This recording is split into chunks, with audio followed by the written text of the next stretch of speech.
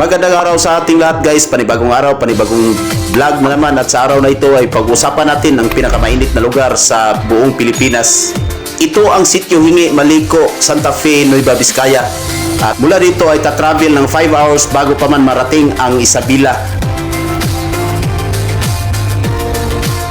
Napakalamig sa lugar na ito, hindi katulad sa Manila na malinsangan dahil dito ay napaligiran ng mga bulubunduking lugar katulad dito.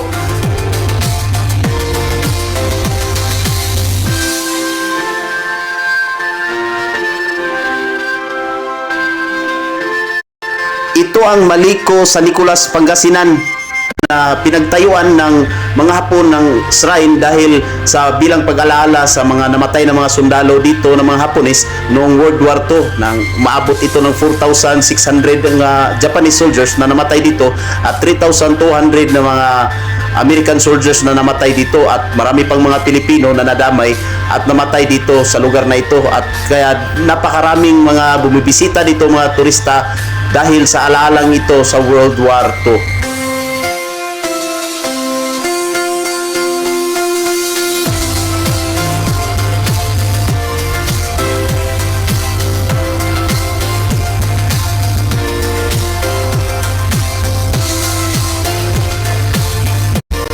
Ito ang Aritaw, Nueva Vizcaya. Ito ay pinapaligiran ng mga bulubunduking lugar at abutan mo ang napakalayong mga bulubundukin. Dito maraming mga turista ang umakyat dito para makapag-picture-picture. At dito, bawal kang magtapon ng mga basura kung nais mo namang bumalik.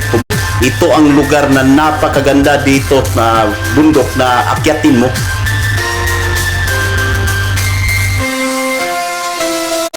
Mula dito sa San Mateo, Isabela ay tatravel ng 2 oras mahigit bago makarating sa Tugigaraw, ang pinakamainit na lugar sa buong Pilipinas.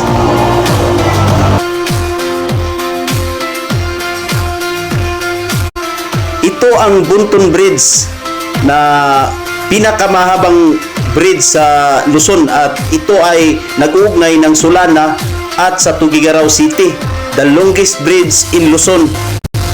Dahil sa laki ng ilog dito, ang gilid ng ilog ay mistulang desierto sa mga buhangin na nakaimbak dito.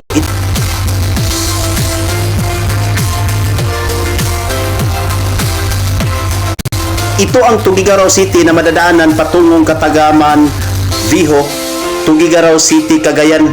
At ito ang napakalawak na desierto. Ito ay pumatak ito ng 40 degrees Celsius ang init dito kapag tag-init. Hindi ito mapapasukan ng hangin dahil ito ay napalibutan ng bundok ng Cordillera at Sierra Madre. Ito ang dahilan ng init dito dahil hindi mapapasukan ng hangin.